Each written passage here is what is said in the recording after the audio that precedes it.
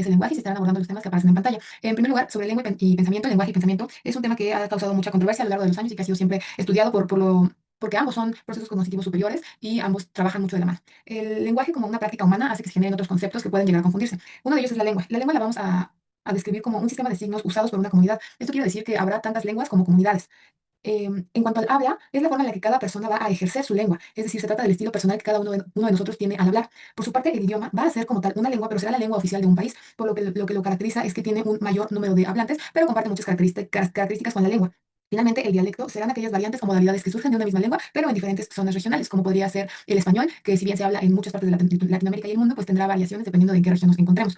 Sobre los tipos de lenguaje, se mencionarán cuatro. El acústico de la mano con el químico. El acústico es aquel que está relacionado con el aparato fonoarticulador, es decir, con el oído y con los sonidos. Ejemplo de esto, los sonidos que emiten los animales o la música. El químico requiere ya un proceso un poco más complejo, ya que necesita que haya aprendizaje de por medio y va de lo simple a lo complejo.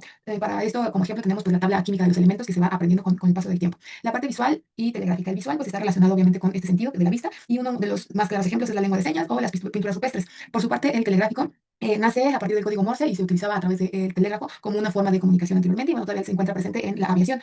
Táctil y receptivo relacionado justamente con el sentido del tacto y un ejemplo de esto es el código braille que suele utilizarse por personas con discapacidad visual o bien el alfabeto dactilológico utilizado por personas con discapacidad tanto visual como auditivo. Finalmente, en cuanto a la parte comprensiva u oral, pues bueno, aquí nada más acotar que existirán lenguajes artificiales o naturales, pero todos ellos buscarán lo mismo que es expresar ideas y que éstas puedan ser comprendidas. Sobre los componentes del lenguaje destaca el autor Ferdinand de Saussure y él ofrece el significante y el significado. Son dos conceptos. El significado será como tal la imagen que tenemos de algo, mientras que el significante será la palabra, la estructura gramática con la cual lo identificamos.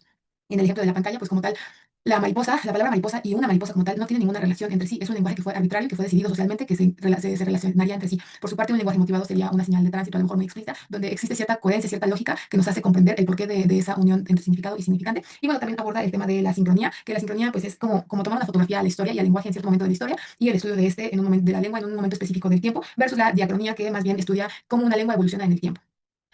La relación sintagmática. Un sintagma es una palabra o un conjunto de palabras que se articula en torno a un núcleo y que ejerce alguna función sintáctica. Entonces, el sintagma variará en cada oración dependiendo de sea el núcleo. Y existen diferentes tipos de sintagmas, nominal, proposicional, adverbial, etcétera.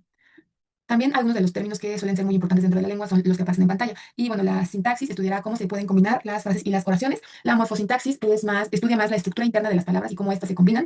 Por su parte, la pragmática se enfoca en lo que queremos realmente decir, más allá de las palabras literales, lo que se dice como entre líneas. Y bueno, dentro de esto encontramos muchas funciones de la lengua, como por ejemplo la poética, la apelativa, etcétera. Finalmente, la semántica será aquella que estudie qué es lo que quiso decir un mensaje. En cuanto a la lengua de señas, bueno, algunos antecedentes es que el primer método de que se tiene registro de dactilología es en el siglo XVI. Muchos años después, hasta 1817, se crearía la primera escuela para sordos por Thomas Hopkins en Estados Unidos y aproximadamente 50 años después ocurriría lo mismo en México con Benito Juárez. Finalmente, en el año 1945 se crearía finalmente la carrera para especialistas dentro de nuestro país. Como dato de interés, en México la lengua de señas mexicana se habla por aproximadamente 100.000 personas, por lo que no estamos hablando tampoco de un número tan mínimo como el que a veces imaginamos. Los retos que enfrenta esta lengua de señas pues, son varios.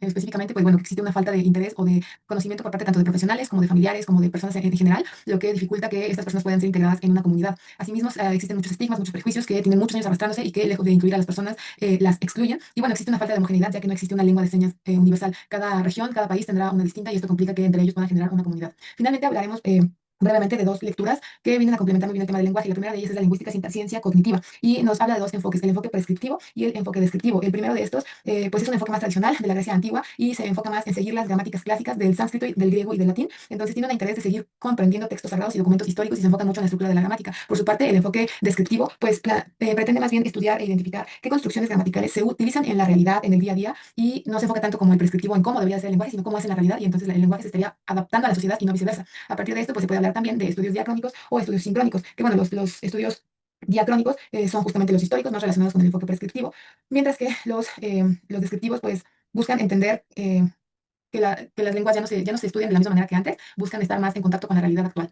Asimismo, podemos hablar de un modelo analítico y uno descriptivo de un modelo analítico y descriptivo para descomponer las unidades del lenguaje en los elementos que la constituyen. Y bueno, hay que entender que no se pueden estudiar todas las lenguas como antes solía ser, como mencionaba hace un momento. Edward Sapir y Benjamin Lee son autores que exploraron la idea de que el estudio del lenguaje puede revelar un poco de cómo piensan sus hablantes y entonces se enfocan más en estudiar las estructuras de la lengua para poder entender entonces el pensamiento, los procesos del pensamiento humano. Asimismo, pues obviamente Noam Chomsky, que no se puede dejar pasar, uno de los lingüistas más reconocidos en la historia, y bueno, él propone la teoría formal del lenguaje y asimismo realiza una crítica al modelo conductista bajo el argumento de que no sería aceptado el conductismo, el modelo conductista dentro de la lengua, ya que las personas tenemos la capacidad capacidad de entender y de producir oraciones que previamente desconocíamos. Entonces, es uno de los grandes argumentos que la refutan. La segunda lectura es la lingüística, ciencia cognitiva, y nuevamente resalta el nombre de Ferdinand de Saussure. Bueno, retomamos lo de significante y significado. Él es considerado el padre del estructuralismo lingüístico, ya que él consideraba que toda lengua constituye un sistema de signos. Y bueno, también él hace la aportación de que la palabra lenguaje estaría hablando de una capacidad como seres humanos de aprender y de usar lenguas, ya que bueno, cotidianamente solemos utilizarla de manera errónea.